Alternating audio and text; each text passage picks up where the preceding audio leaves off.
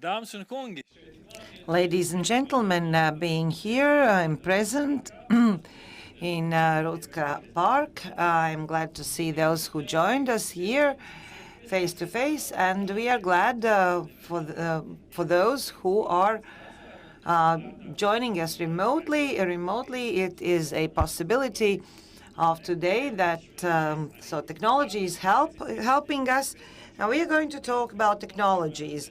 Hi to those who have joined us through Facebook or Straume platform. My name is Artis Ozoliņš, and I am glad to be with you here in thesis. This discussion comes from Leah, and the name of discussion is Human Dignity and Technology. We will look for common aspects of those three words. We are going to talk about welfare technologies. We are going to talk about this discussion, whether technologies foster dignity or on the contrary. Maybe the technologies are the dividing factor because what we do when we are bored, we take out our phones. So there are pros and cons, and we are going to talk about that during our discussion. And at the end, you will learn more about Norway grants, but at the end about that. Some technical issues. Discussion will be held in both languages, Latvian and in English. If you want to hear everything in Latvian or in English, underneath the green umbrella, you can get your device and get interpretation either in English or Latvian. Those who are joining us remotely, you can also hear the discussion in English or Latvian. You can also ask questions using Slido platform, slido.lv or Slido. Both addresses are working, and the code that you have to enter after the hashtag is the word jautājums or question in Latvian, and you will be able to ask open question to people present, or you can use the catch box if you are here, and you will be able to ask questions or comment something. I will give you the floor a bit later, maybe somewhere in the middle of our discussion. How do you feel? Are you okay?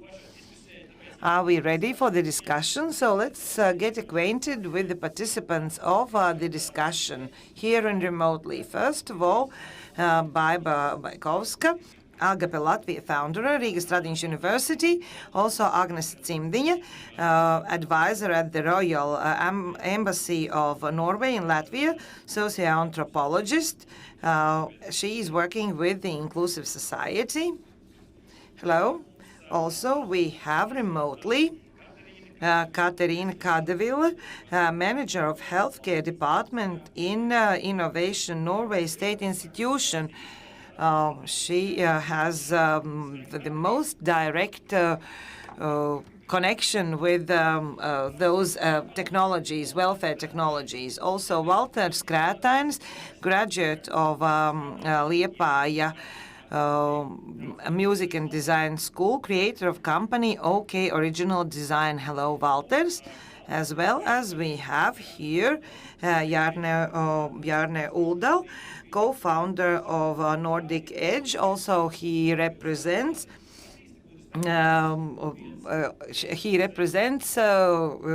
another institution responsible for smart technologies. As in many discussions, we have to overgo the issue of respect, of dignity. Where do we have dignity, respect in today's topic? The responses might be different. The questions will be the same. Well, let's start with Baiba. The first question goes to you.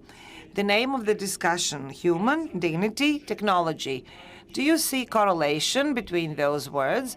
And can we put an equation between those words? Yes, you can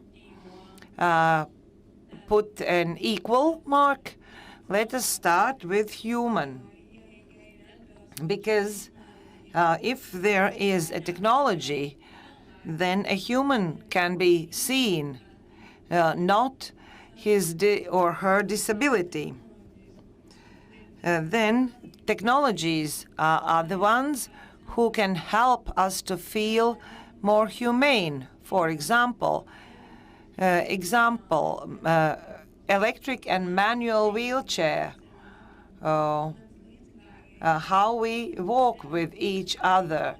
If I have electric wheelchair, my companion goes next to me and the communication is more humane.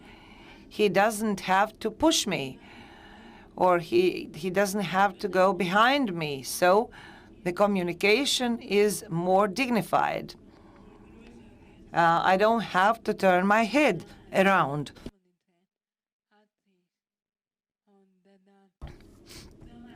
Also, human technology dignity. There are many corresponding factors. One more I wanted to mention at the very beginning, namely that with good technologies, we allow people to feel that we respect them. Also, those people who ensure those technologies, they show their respect to everyone, to me as a human being, or by respecting my individual needs. So I think very good points. They help to feel the belonging, as well as to help to feel respected and respect others. Agnes, let's look at different society groups. Whether technologies help us as human beings or also groups of society. Maybe technologies are the uniting factor for people whose languages differ. The technologies can divide, and they can also separate us. We all live in the world of technologies. We spend a lot of time in digital world, maybe even more than in physical world. And when digitalization just started and social networks were invented, it seemed that it is alternative reality. No, it's not so. You might say that when speaking on the phone, we use alternative reality. Digital world is a real world we are living in, like home, like office, and it offers a wide range of possibilities to get united, to enclose, as well as to push away and separate. And that's what we can observe globally all around the world. Speaking about our differences, this is a big topic. I hope we are going to talk about that.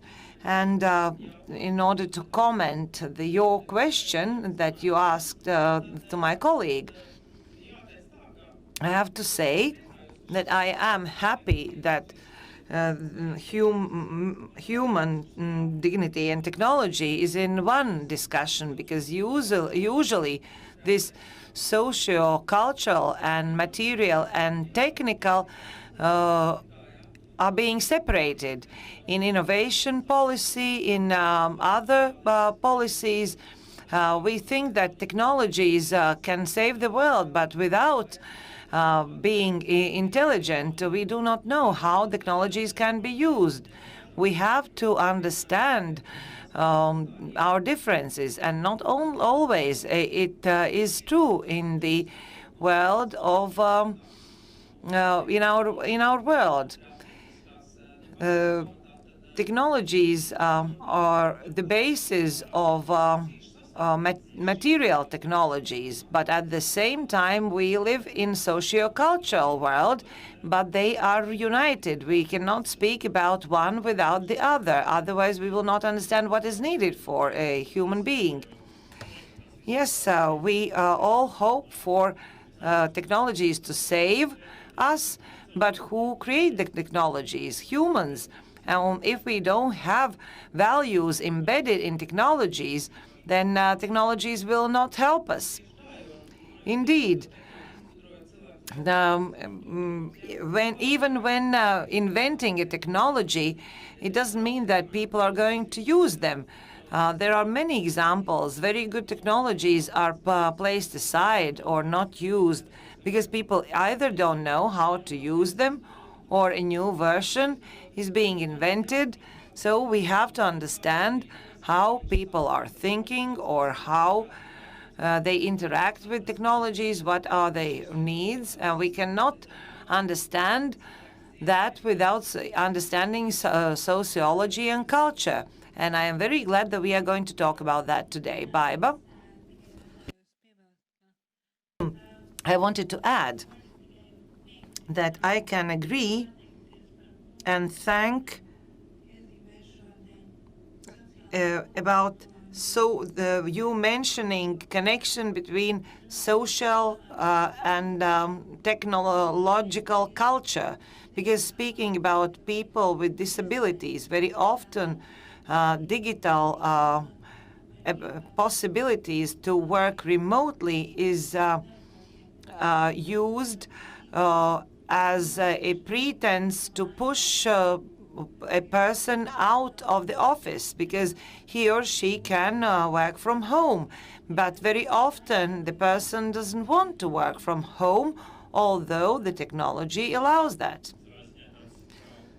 So it means another ditch that we are falling in. From one side, we are happy that we can stay at home and work from home, but the other aspect, maybe people don't work to use that. Yes, indeed.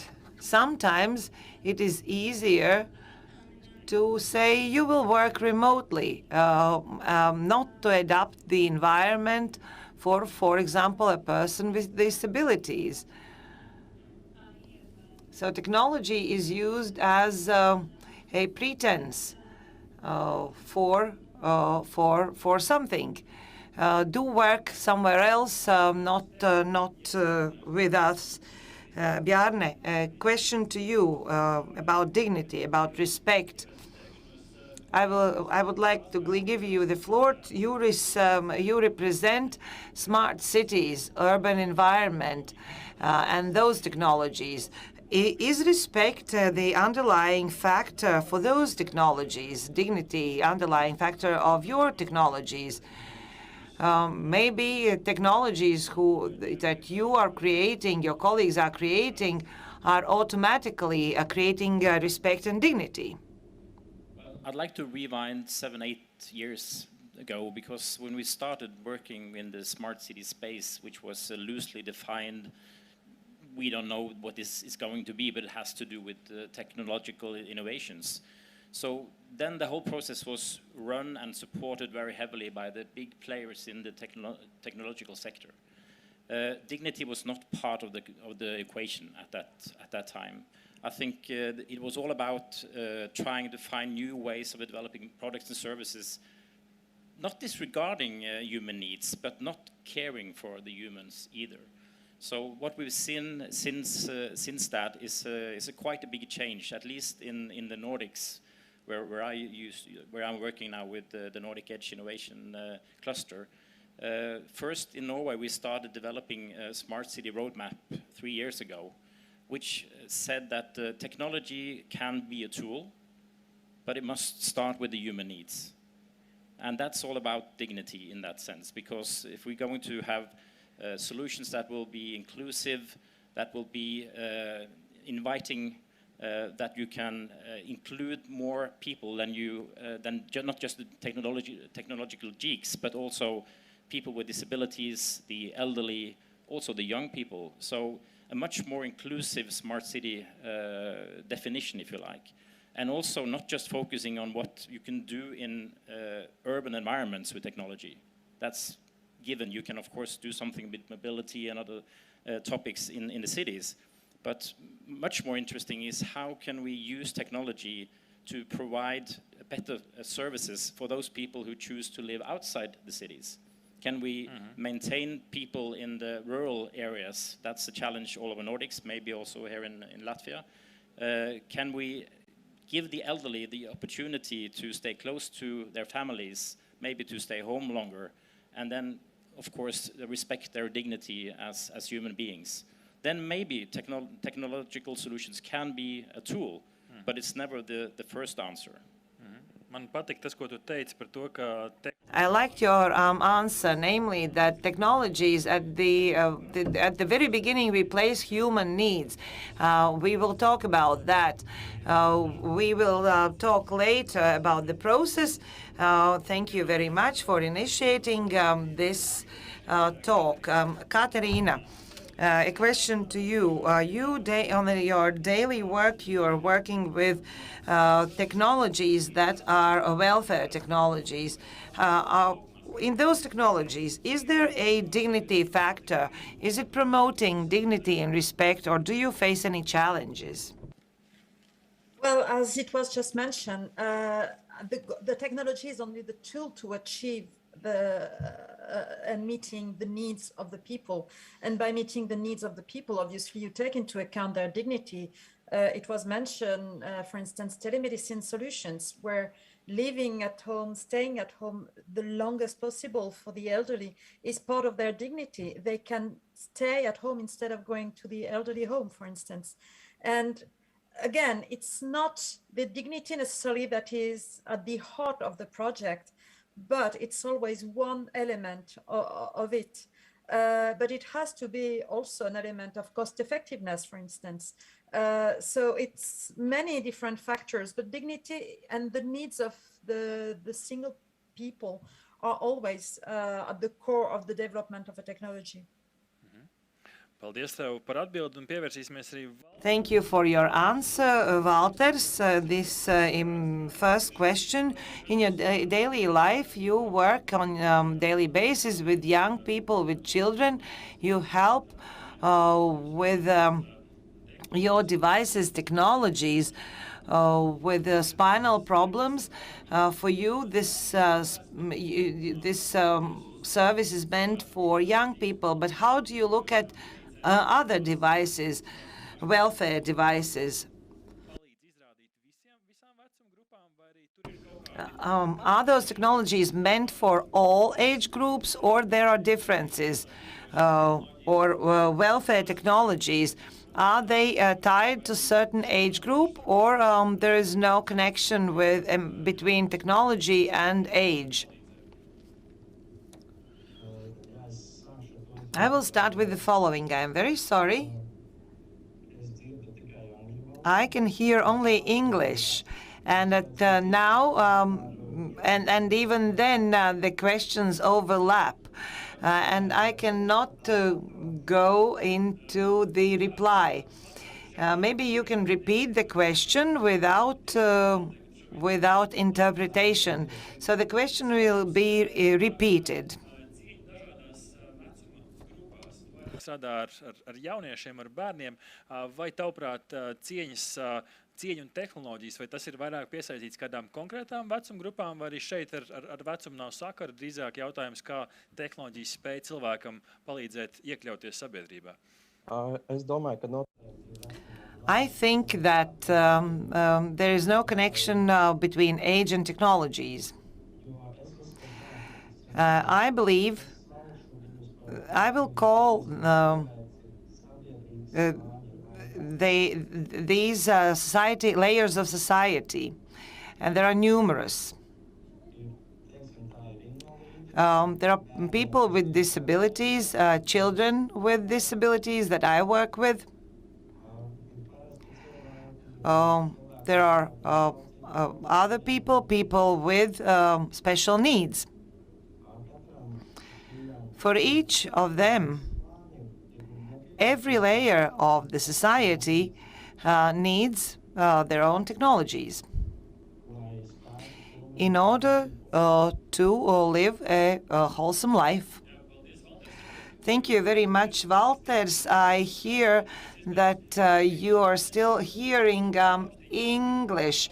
So at that moment when you're answering, you take out your earphones so that you don't hear the English interpretation. We will deal with this technological aspect. I hope that it will be eliminated, this problem. And also, when asking the question, we will not interpret. I'm sorry for that technical mishap. We will deal with it because we are very used to technologies. Let us talk about the quality of life for supportive technologies or welfare technologies. I am very much involved in technologies on a voluntary basis. I can admit that I have never heard of or not much about welfare technologies, but not in Latvian welfare technologies.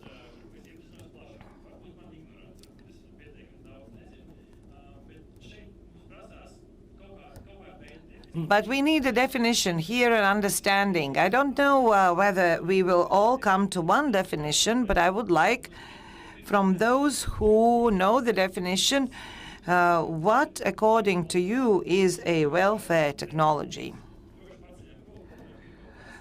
Please raise a hand if you have a definition. Agnes, and then Bjorn, Baiba, and other colleagues. Agnes. In a wider spectrum, welfare technologies are technologies that are used by us. Why we use them? We use them to make our daily life better. Not always those technologies make quality of our life better. Sometimes they harm, but the wider spectrum of the definition would be all technologies. In a more narrow spectrum, welfare technologies are innovations in the healthcare system or sector with an aim to satisfy human needs, people with special needs. For example, for elderly people to not to place them in a special care facility, also for people with disability to have a better wheelchair, etc., etc., to ensure the quality of life as much as possible, for also creating social safety and security into the society. And Katrina from Innovation Norway will add to what I've said, but as far as I know, for example, Health Directorate of Norway suggests to divide the areas of welfare technologies in several categories in order for people to understand. For example, technologies ensuring safety, so like alarm button if someone falls, or some kind of temperature measurers, or technologies helping us to move, or a watch with sound, or like treatment technologies. You can measure your blood pressure by yourself, and the device keeps a record. Also, well-being technologies, a lot of devices there. And when comparting those technologies in categories, we can identify the users of those technologies.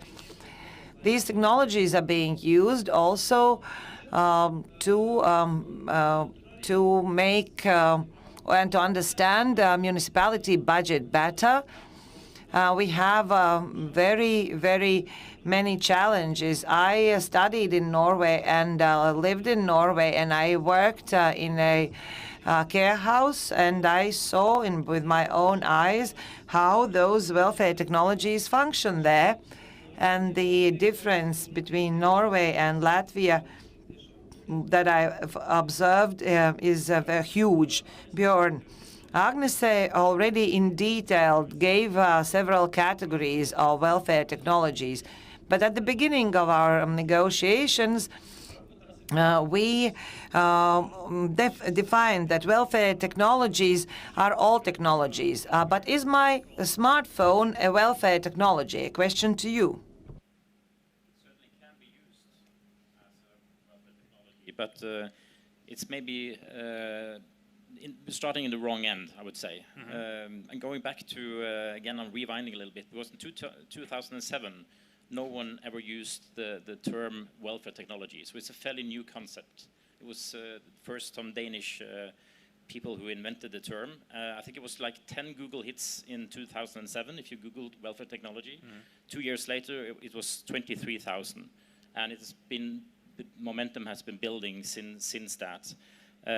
But it's not defined as one particular technology. It can be a mixture of different kind of technologies, but very seldom the technology on its own. It's always operating in a larger context. So you need to take into consideration the ethical aspects, the organizational aspects, the financial aspects. So an invention, a new product will rarely work without that context. And it all goes back to the definition you asked about, and Agnes answered well. When it comes to the definition of welfare technology, it's ultimately about the quality of life for those who have a need, whether they're elderly or they're disabled or in the risk of being in one of those categories. So it's all about improving security to maintain or increase activity for elderly, let's say. It's about participation also, to include them in the society. And it's also about their independence, coming back to the dignity part. So all these factors need to be considered in order to describe this as a well-functioning welfare technology. Tad mēs, piemēram, skatāmies, piemērs, pulkstenis. Ja mums ir pulkstenis, tas vienkārši rāda laiku. Let's say I have a watch. It shows time. Also, it gives my heartbeat. It might not be a welfare technology, but if I fall and this watch warns my relatives that I have fallen down the stairs, it will be a welfare technology, yes? It will. Then it's part of a bigger ecosystem. So you have a tool here on your arm, but it's connected to other things in that ecosystem that causes someone to take action if you fall, let's say. Or you can have a two-way conversation from your own home if you're worried about your heartbeat, let's say. So all these kind of solutions are definitely welfare solutions, but it's very often there needs to be something more into the equation than the technology itself. Baiba, kā tu skaties, vai tev ir ko papildināt šajā definīcijā? Baiba, maybe you can add to the definition or come up with an example in order for us to understand what we talk about today. Yes. For example, what I had in mind, namely that we can never bestow welfare technologies on everyone, because the needs and definition of quality of life differs. There are no two equal or two similar people with disabilities. What I need is probably not needed by another disabled person. And the biggest mistake is that we try to generalize and create something for absolutely everyone, because it can never be the case, because the definitions of welfare differ. Thank you very much. I've noted it down. Katerina, a question to you. Agnes mentioned already that you work with those technologies on a daily basis. Maybe you have something to add, and you can comment the aspect of municipalities and welfare technologies, how municipalities are helping with technologies and the other way around. Yeah, if I understand the question correctly, the role of the municipality when it comes to welfare technology in Norway is that all the primary care are financed and funded by the municipalities. It's not by the central hospital and department. So it's on a funding basis. And the definition given by Agnes is actually really good. Welfare technology is here really to increase the quality of life by all means, all the different aspects, security, dignity, independence, support, whatever. But it's really a goal to increase the quality of life where the person is, in order to avoid that person to be sent either to a hospital, to an elderly home, etc., etc. So when it comes to the municipalities, again, I mentioned earlier, but all those welfare technologies put together have the aim to increase the quality of life, but it has to be obviously very easy to use, so the person really can use them by themselves. But not least, it has to be a cost effectiveness also for the municipality to be willing to invest in those systems. And really often, the goal also is to manage the future lack of warm hands. It can be nurses, it can be all type of support. So the person can do most of the activities by themselves, at home, without the need to have, for instance, a nurse only coming over for an elderly person just to give them the 4 medicine they have to take at a certain time. So instead, they invest in a system that are actually delivering the exact right amount of medicine to the patient at a certain time with an alarm, etc. So it has to be both to make sure that the person has a better quality of life, and at the same time, it frees also some time for the nurses to be able to really spend their time with the patient that need them. So it has to be also that aspect of cost effectiveness. Paldies tev par atbildi. Es vēlos paprasīt. Thank you for your answer, Walters. From your what you do on your daily work, maybe you can come up with an example. What is a welfare technology according to you, and how you use them?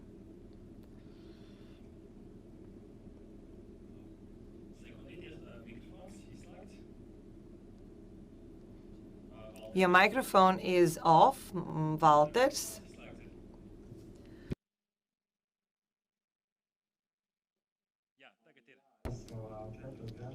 Already for 4 years, I am helping children with difficulties of mobility, and I started. It all started with the moment when I met my future wife.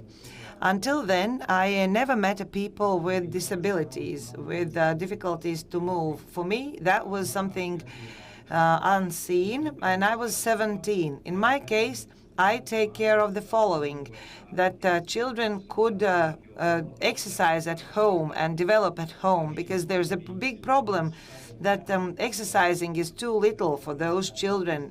For them, in order to progress, they have to work constantly, some more or some less. That's why my technologies give a possibility for children with disabilities to move around, to move, to exercise. They can participate in daily activities of the family, and those technologies are supportive because they are enabled with the help of those technologies. For us, it is self-evident to get dressed and to eat by themselves, but for those people, sometimes it is just a dream. Thank you very much. Walters, hi, the young discussions who are also participating in your Zoom meeting. Walters, you gave a very good keyword. I hope that we all understand now what are welfare technologies. All of us do understand. Maybe someone of you does have a question on definition. Okay, if not, then let's move on. If we understand what welfare technologies are, then the next question that I want to touch upon are challenges that are being solved by or answered by welfare technologies. We've mentioned that. The second aspect for challenges, what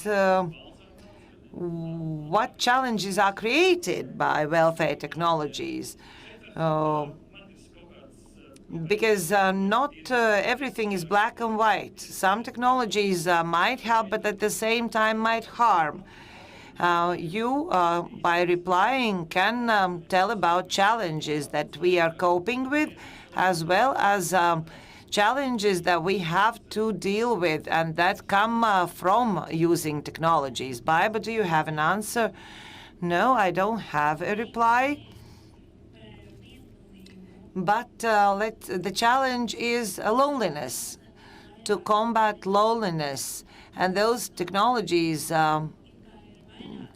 create loneliness. From one aspect, people are connected. They have a possibility to communicate, but at the same time, they feel lonelier and lonelier, which is a paradox.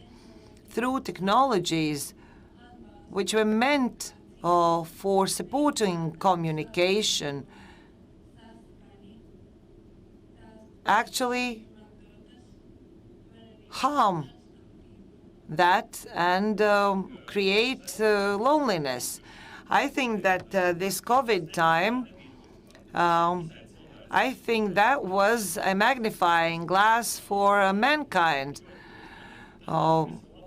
I think that's the best example. Let's remember the beginning of the COVID.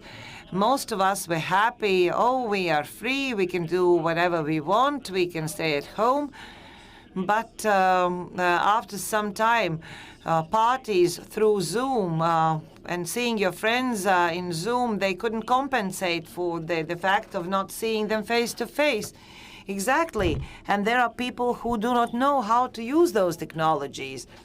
There is an issue about skills, literacy. For example, my friend in Maduana, who is heavily disabled, she doesn't have access to technologies, but if she had, she couldn't use those technologies. Can that be solved with yet another technology? Is there something bad in the technology or itself, or the technology cannot solve that? That is the question about humane attitude. We cannot create dignity and dignified relationships with technology. And we can never create technology for the sake of technology. We have to invent a technology with a human in mind, and whether this technology is accessible and usable. Here I would like to ask a question to Katerina, what Baiba mentioned. Efficiency versus human contact. How not to lose humanity if we take into account that technologies strive for efficiency, to do less, to do quicker, to do cheaper. Everything goes for efficiency. How not to lose dignity, humanity? Should we stop at the beginning of the idea and state what is the need of the human being?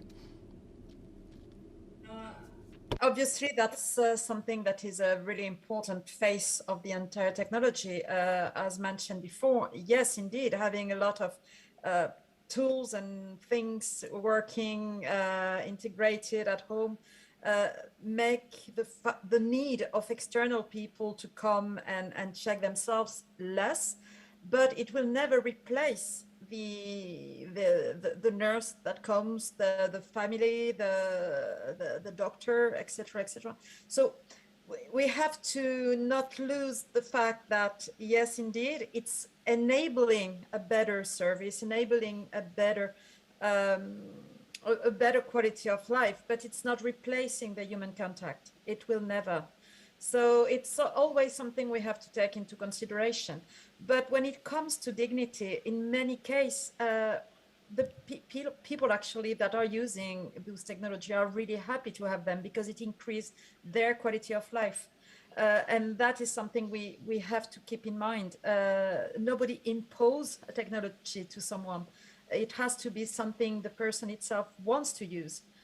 So it has to be beneficial for the user anyway, and therefore not replacing the human contact at the end. Bjarne. Björn, do you have anything to add? I think there's been a lot of discussions about the concept of warm hands versus cold technology. And one interesting piece of research that I came across recently showed that actually the elderly, they are more interested in new technological solutions than the caregivers, than the staff. They see bigger problems implementing the technology than the users themselves, even if they're high age. So it's not a black and white question. I think certainly dignity can be about being able to wash or shower yourself, and using technology to do that on your own, even if you're 85, would improve my life quality. But of course, in other cases, I would like the personal touch, someone who could sit down and talk to me and have other kind of human aspects in the care situation. But it's not as black and white as you often can get the impression when you hear about the cold technology. Vai šajā pētījumā, par kuru tu runā? Does this survey also mention reasons why, you already mentioned one, other reasons why elderly people do want to use those technologies? Well, I think for many people who are old today, it's a big challenge adopting new technology. But if you think 10, 15 years ahead, I think those who are 60, 65 today, they are getting used to all kinds of new technologies. So they will be much more eligible to implement or start using or keep on using technology also in high age. So I think you will see a much bigger demand for those kind of solutions. And it's also supported by the fact that, at least in the Nordics, very many elderly, they have a fairly decent economy. So if they're not happy with the services provided by the public sector, they will start buying services from technology and care solutions providers outside the public domain. Agnes, tev bija ko papildināt? Jā, papildinot tevi. Adding to what has been said.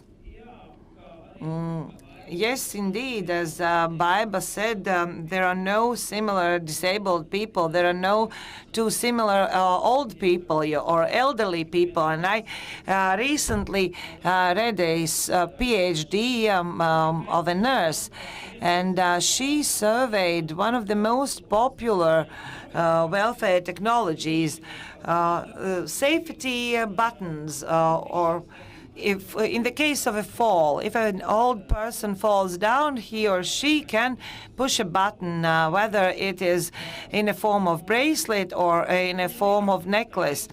And she says that this is the simplest technology that has been given to elderly by the municipality, but how people use those technologies differ. She has interviewed elderly people, how they use those technologies, and the differences were huge. For example, one lady who fell down and broke her leg pushed the button, and she's helped immediately. Another woman feels offended that she's been given this device, places it somewhere in the shelf and places on herself when her children come to visit.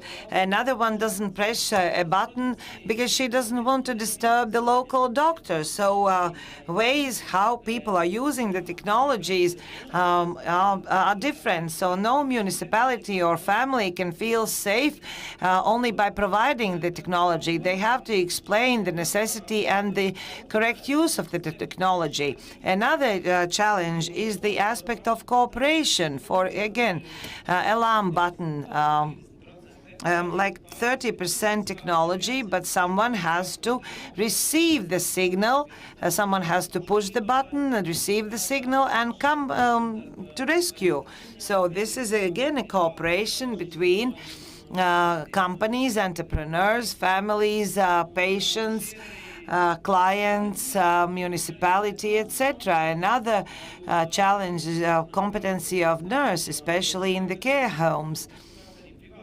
Because we touch upon privacy issues, which is another challenge. For example, when nurses choose these technologies, they have to be they have to be sure that they do not overstep privacy issues.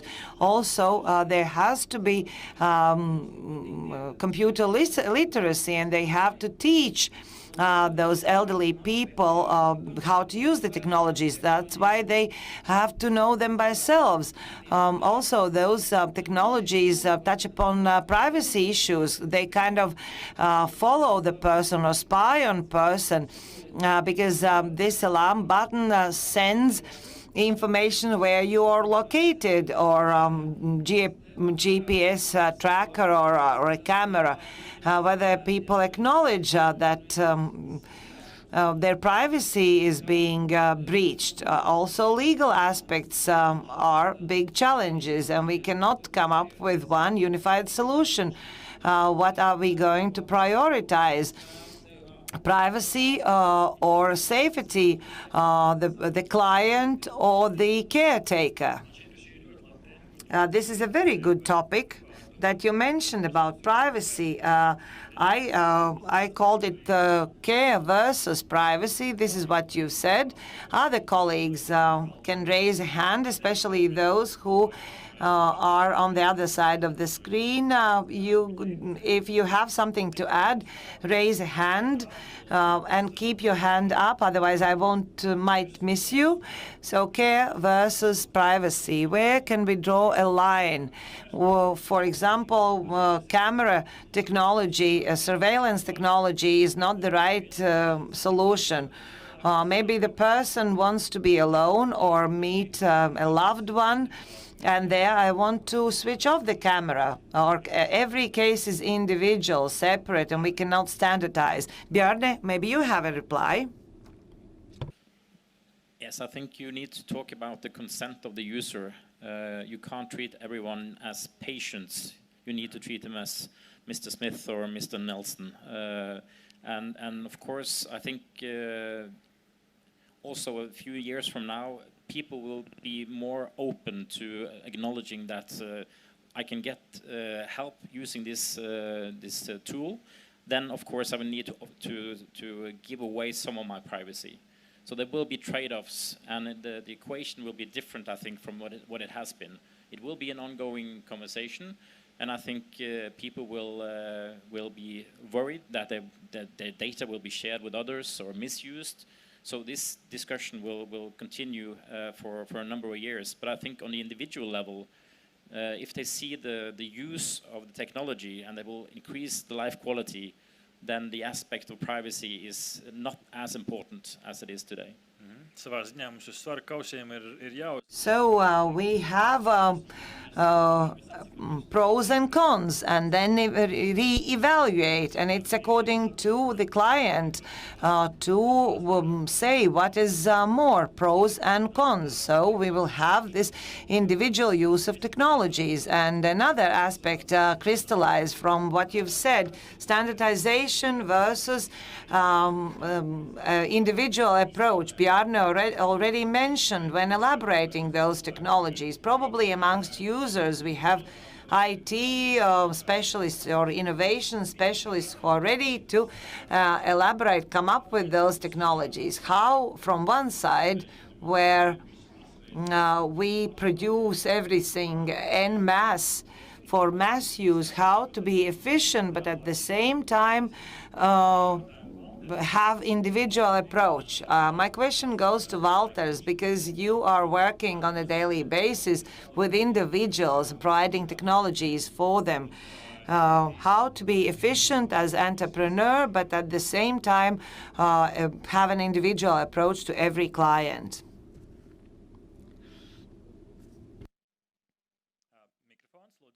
Your mic is off.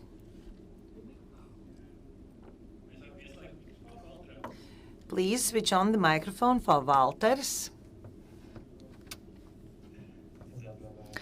I am very sorry. Yes, I have been working for 4 years, and I often encounter this problem. Namely, I have to adapt my devices because these problems are very individual. But at the same time, working together with specialists and spending time to elaborating the best design, I try to find the golden middle in order to adapt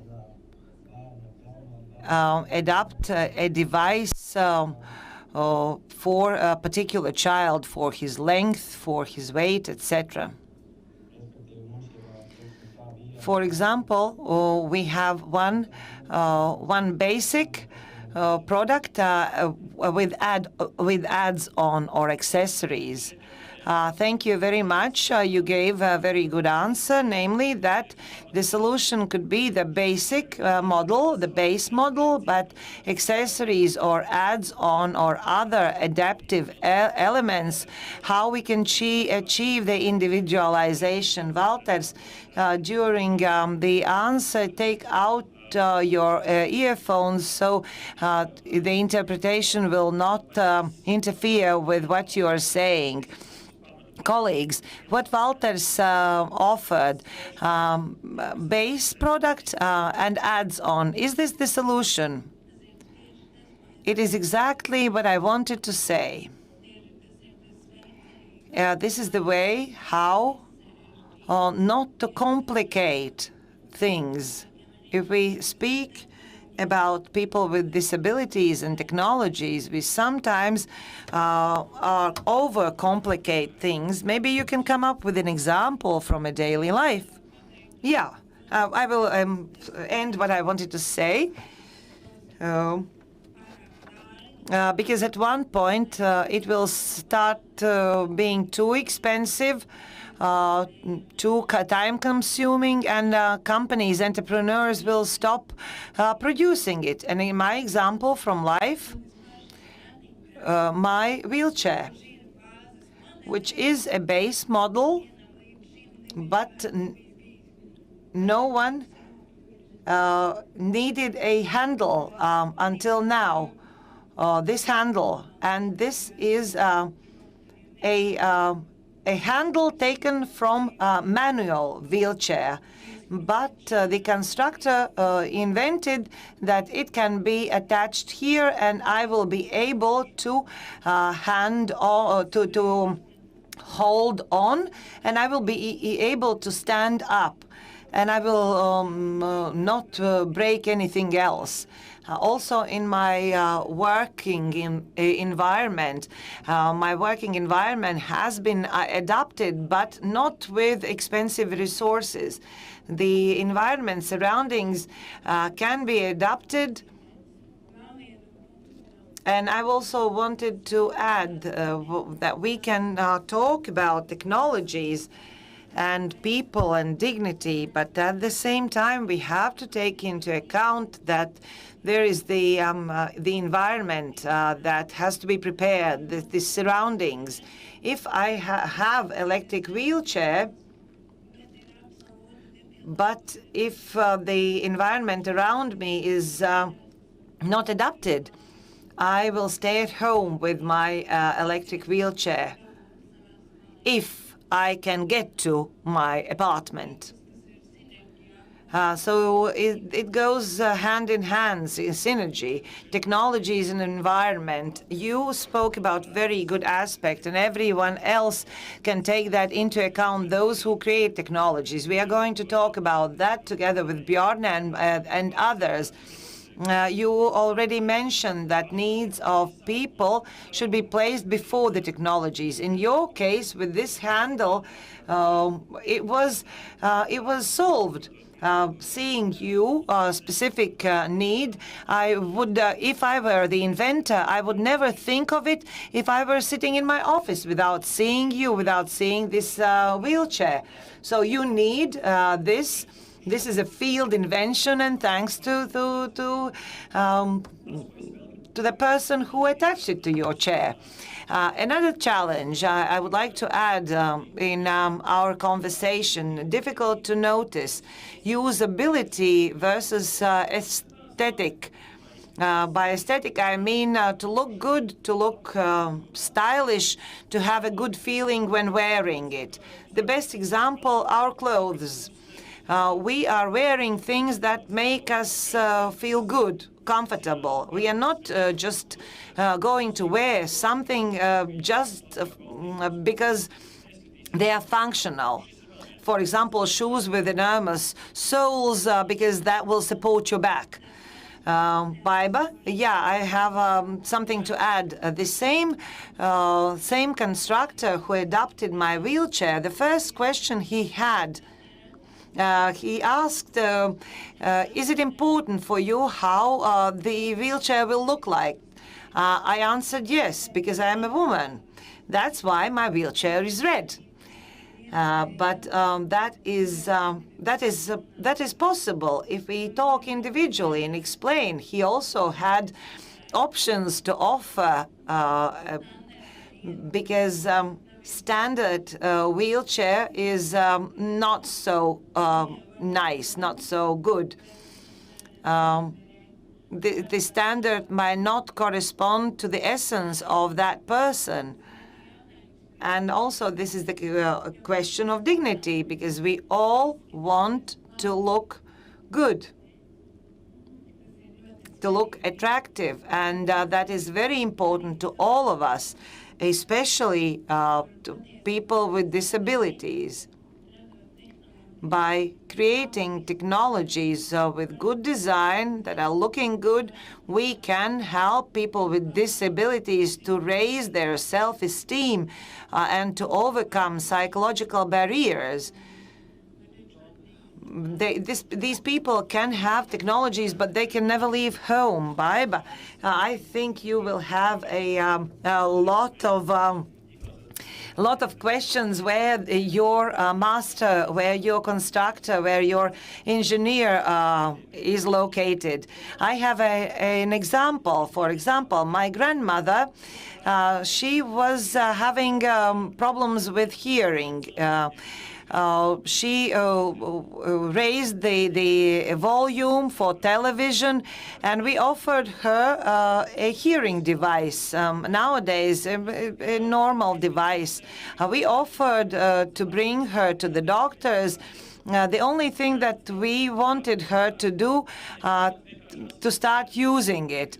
But she said, people will laugh at me. People will see that I have something, that I am disabled. She didn't want to wear this apparatus on her ear. But thanks God, we demonstrated that this hearing aid is like a very small earphone or a piece that you can place in your ear, and it will not be huge headpiece that you can even place your hair over. Bjorn, I saw you wanted to add. Very interesting question, because in the beginning, when we talked about welfare technology, I think the philosophy was that what is usable is also beautiful. But I think now we're turning that 360 degrees around. So what is beautiful is usable. I think we're becoming much more concerned about how these technologies will look, how they will make me look or appear for others. So that's why we see now in many of those environments where you work with development of welfare technologies, they start using design thinking processes.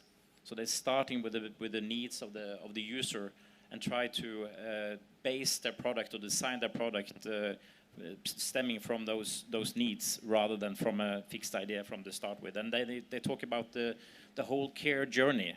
So for me, if I'm going to have something for my hearing problems, I would be interested in a supplier who could not just put the device in my ear, but offer me a whole package of services around that, which will lessen my problems being deaf or having lost my hearing.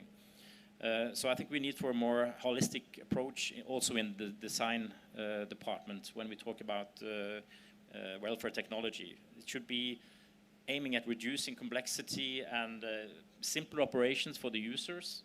And these are matters where you need to include the actual user, because me as a non-disabled person, I can't tell how she feels when she's using that wheelchair I'm trying to design. So it's evident, but it hasn't been done in that way in so many years yet. So I think that we will see a trend in strengthening the identity and the needs of the user. Savā ziņā tāda kā In a way, the approach how web pages are designed. First of all, you look at the users, how people are using web pages. I will give the floor to Agnes, but before that, I wanted to ask Katrin, you are working on a daily basis with welfare technologies. How often in your daily work you encounter the issue of aestheticism? In fact, most of the time, the design is part of the final product. And the point is that in order for a technology to be used, the person, the user, has to own it, has to be proud of using it, I would say. And you need a complete buy-in. The example of the hearing aid is actually extremely good and extremely relevant. And actually, just to mention, the hearing aid, the design has been actually part of their strategy many years ago because of the children, the deaf children. And then, in order to make sure that the kids would use it, would be proud of it, it was a lot of colors, and you could change, for instance, for cochlear implant, you could change the cover of it with Disney princesses, for instance, for girls, etc. And then they realized actually that the adults started to say, yeah, why can't I have a pink one, for instance? Why can't I have a colorful one instead of the boring current hearing aids? So actually, it's when the industry understood that actually there were a need to own a product, not to make it invisible with a boring color, but actually people wanted to own their own product, choose the color, choose how it would look. So that's actually a really good example. And I have to say also, for me, everything we discuss, it's exactly the story of the electric cars, to take completely different analogy. Everybody wants, of course, to reduce the amount of CO2, but when you have only boring looking electric cars, nobody were buying it. And then came Tesla. And now everybody wants to drive a Tesla because it's cool and it's good for the environment. So again, as soon as you take the design into perspective, then you can really promote completely the aim of the technology in the first place. Paldies arī par Teslas piemēru. Tur vēl Thank you for the example of Tesla. As in good old joke, the scientists are still quarreling and disputing about whether Tesla is good or bad. Agnes, we are going to talk about green and sustainable and about Tesla at 5 o'clock on this same stage. But we can quote Sartre by saying we are what we are to others. We are dictated by others. By perception of others, and designers have to take that into account. And not only always accessories actually are meant for their function. For example, if a huge mobile phone, if accessorized by a diamond, is meant for a woman, or for a woman's hand? Most probably not. And who are the ones who define technologies and the needs? And the answer is simple. Speaking about men and women, if we look at technologies that are meant for saving life, for example, and if the tester is a man, we might harm women. For example, designing safety belt using men mannequin, we are harming women. That means in car crashes, women are actually harmed. I think that very recently, they adopted the mannequins for testing seat belts. Now, although the mannequins, so women's mannequins are used, but only once out of 5. Usually men's mannequin is used, although women are driving differently, and the belts might harm women as well as airbags might harm women. Also, video consoles that are designed for men, not women. When playing video games, when we place goggles on our heads, why women are getting dizzy? Because for women, pupils are a bit further from each other, and those goggles have been designed for men. So I had a discussion yesterday. I had a microphone placed on me, and it wasn't meant for me because I was wearing a dress. It was meant for a jacket. Katrina mentioned self-driving cars, and self-driving cars can sometimes not identify dark-skinned people. So the issue is about that the design was created. That design was created by Caucasian men, not a woman or not a colored person. So we have our own differences. Maybe men cannot understand or even doesn't think about differences between men and women. We do see those examples of harmful design. This aspect of sex is only one small part of it. And I am not saying that women are a minority. In Latvia, women are more than 50%, but there are other social groups who are minorities. And if we are not even taking care of women, how about other minorities and other prejudices? So this is a huge problem, how to solve it. So more and more people with special needs have to work in a technology company. And we have to recruit diversity. If the diversity is not represented in tech companies, we cannot think that the design would be adapted for people for whom the technology is meant. And minorities, women, should be working in those companies. We have to think also about education, how to ensure accessibility to education to minorities, to society groups, and that's a big problem. Okay, if I had a hat, I would lift my hat to Walters. You understand how many things you have to adapt to. You have a color, style, as well as other aspects that I haven't thought about, and I didn't know what to do. Let us talk about design of a product. The way to create a product. I will ask to you first, and then others. So, welfare technologies, how those are created? What's the way how to create a welfare technology and how it differs from conventional technologies? How do you take into account the needs, unique needs of your patients, your clients, and is it real at all to take care of your every individual? Everything starts as before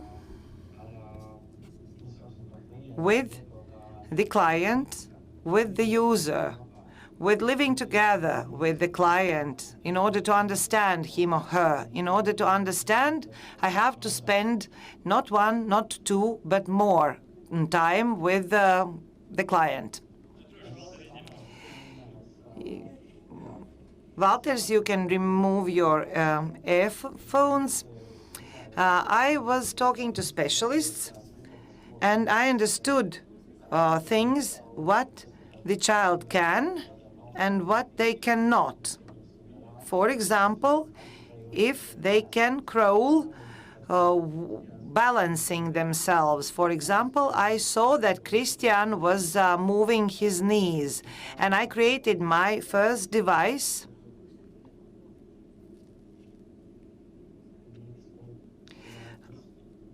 I created my first device, placing the holstering underneath the place of knees. And I work with wood, and I continue doing that. It can be painted, but speaking about adds-on are called metallic and heavy, and children cannot adapt those metallic adds-on. And sometimes parents are impatient that children are reluctant to use the adds-on. Also for children to get used to the device. Sometimes parents purchase an add-on, but for many thousands of euros, and the child doesn't like it, and they lack patience, and they put this add-on aside, and the parents are reluctant to trust another add-on. So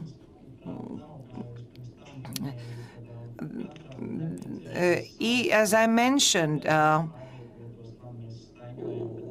everyone needs something different. If we need to go from A to B, we will use a bicycle or a car. But children with disabilities, for them to move, they need also a device, a car. Thank you, Walters.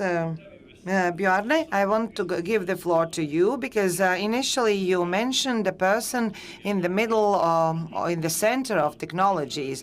In a practical level, how when working with urban technologies, you keep the person in the center, not to forget the needs of a person in the center of your technologies? Well, the easy answer is to, of course, include them in the design process and involve them. I think it would be an interesting challenge when we talk about welfare technology for elderly. I think we should have like a think tank for those over 80. So they themselves can start working with innovation processes, coached or assisted by others, of course. But I would like to see them being a task force and see if they can come up with angles and ideas that I wouldn't, because I can't know how it will feel like or what challenges I meet when I'm 85. But I think we're touching upon a very delicate matter, and that is the question of the effectiveness of the design process. Are we actually making the right products? How do we go about that process? We see, at least in the Nordics, maybe it's the same here, that we have what we call the pilot disease. A lot of new concepts and products are being developed, like a minimum viable product. They're tested, piloted, and then it stops, because you can't find the right way of standardizing or scaling that technology. So that's a big challenge, and it also due to the fact that everyone sees themselves as unique. In our municipality, we have these and these challenges, and these are unique to us. They're probably not, but they're not eager to find others where they can share the challenges and try to find common solutions. Also, of course, you meet other factors, challenges like there is a resistance to change in the population.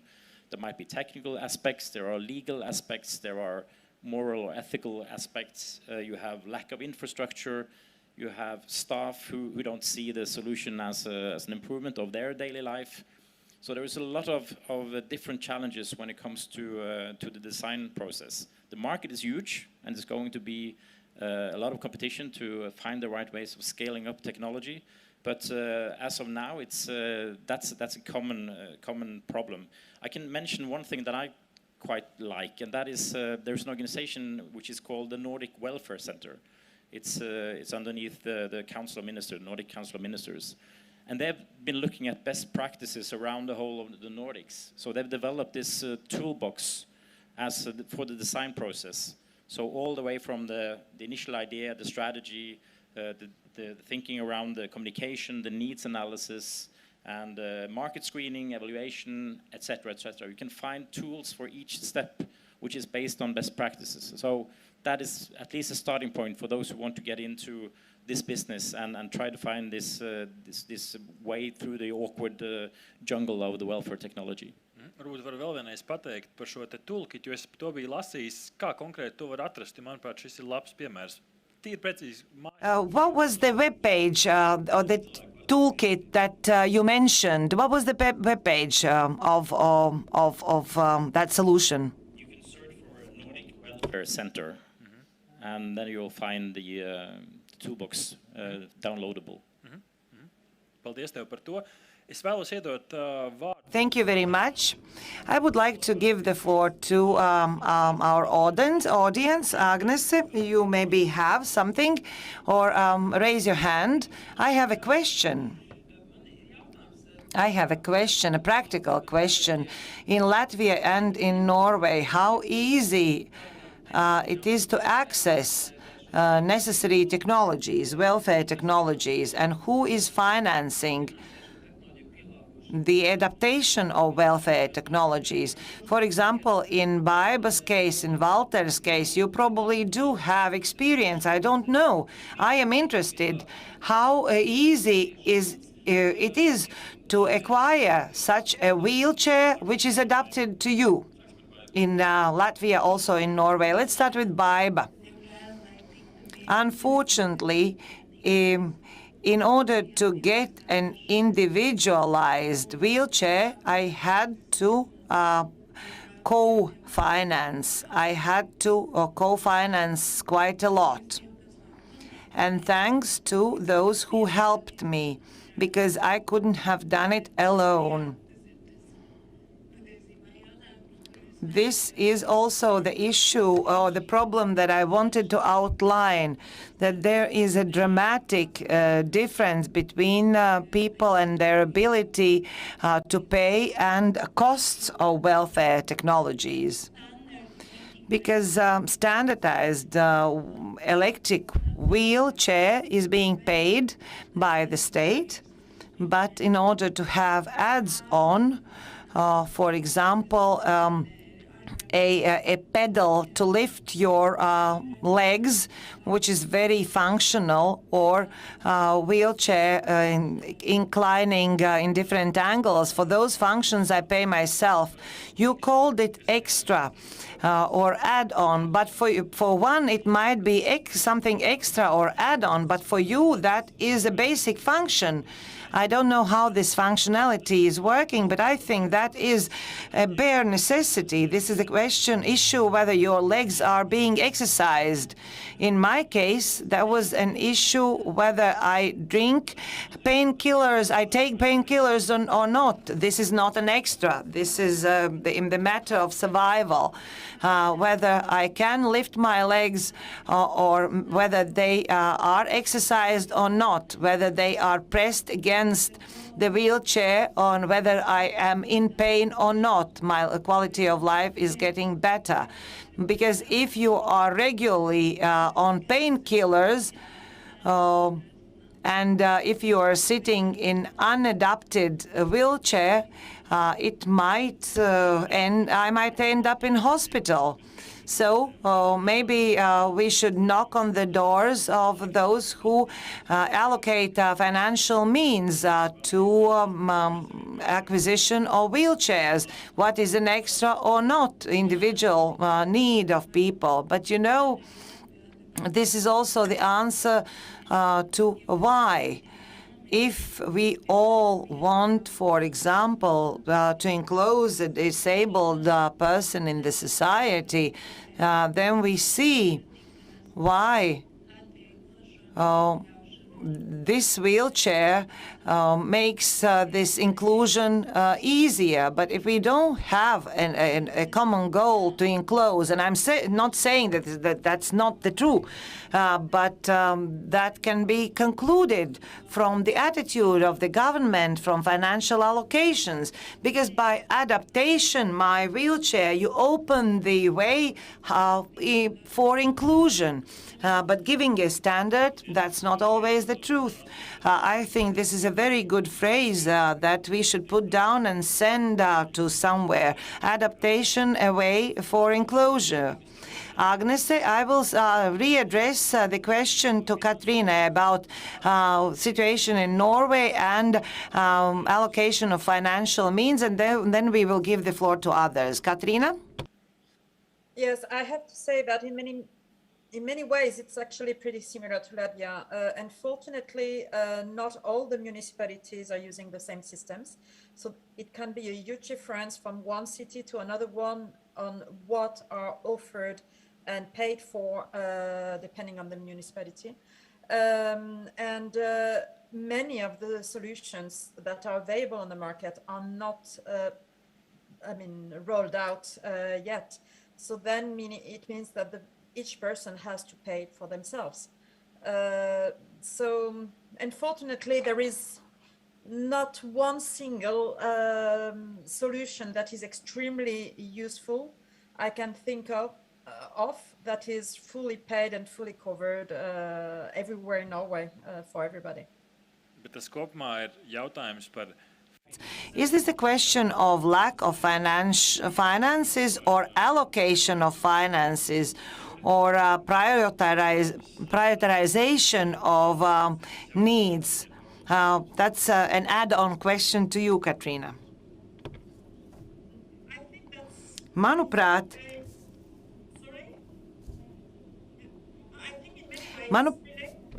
to the strategy for each municipality. And some municipalities have taken a goal, for instance, to keep the elderly at home the longest possible, and then put a lot of financing in order to have solutions enabling that.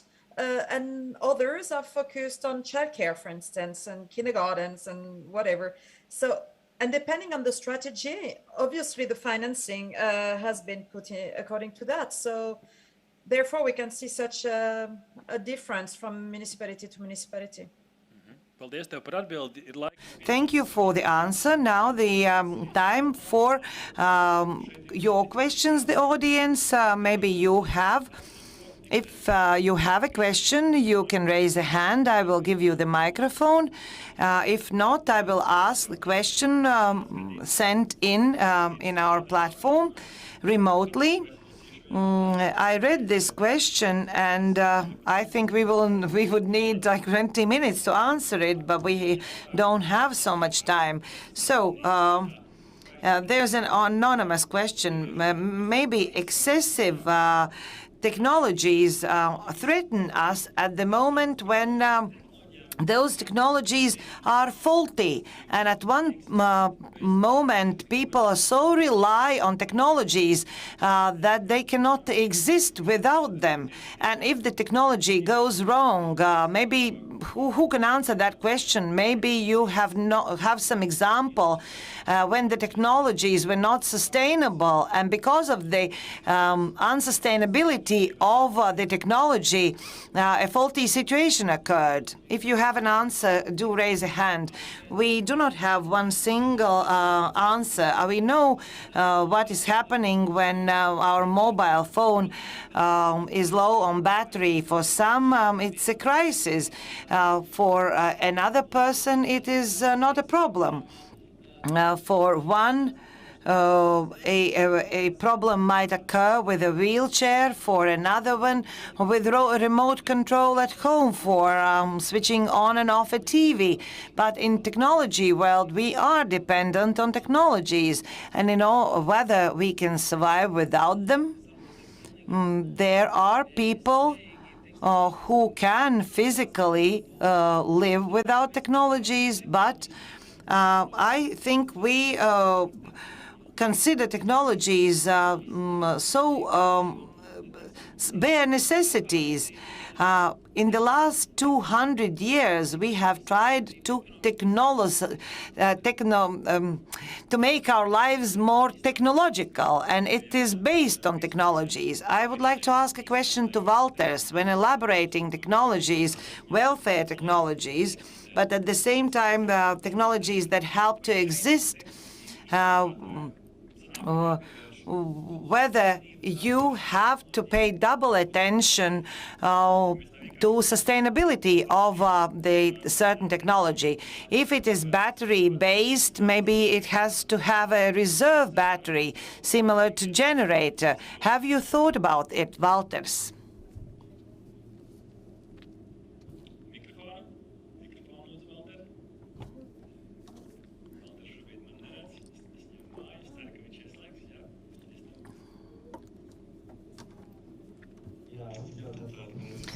Again, I am very sorry. My technology is very simple. The more complicated, the more difficult to use it. My technology is very simple. In the first prototypes, there were situations where I saw that there is a possibility to squeeze a finger in a joint or something, but that is a question of experience. When I create a prototype, I test it on several children whose problems differ, and I try to see problematic places and see what is needed. For some, additional upholstering is needed. For some, removal of an ugly joint. Thank you, Walters. I would like to say thank you to all the speakers. We would like to show one video, one short movie, and let us applaud to the speakers. First, Baiba Baikovska, Agnese Cimdiņa, Katrīna Kapdeville, thank you for joining us remotely. Walters Krātainis, thank you for joining us, as well as Bjarne Udal. Thank you for joining here face-to-face, an info that we would like to share with you because it's in close connection what we spoke about. The investment agency of Latvia informs that Business and Innovation is administrating Norway grants program, and if people are watching us, people who are inspired and would like to create something, you can still submit your project in two activities. One small grant scheme, Green Innovations, where the project can be submitted until the 31st of August. And the second project, small grants, welfare technologies, elaboration of welfare technologies. Their startup creator can submit their applications until the 30th of September. You can look at LIA webpage, Norwegian grants, and you can apply for support. And the support is from 10 until 130,000 euros, up to 70% of all the eligible costs, and the activities are various. For example, testing, elaboration of prototypes, certifying, testing, cooperation with project partners. All those costs are eligible. At the end, you can either create your own prototype or product and promote elaboration of a new product. At the same time, we would also urge to establish cooperation with scientific institutions, because underneath there should be research or scientific cooperation. Also, cooperation with Norway, the Kingdom of Norway can be foreseen.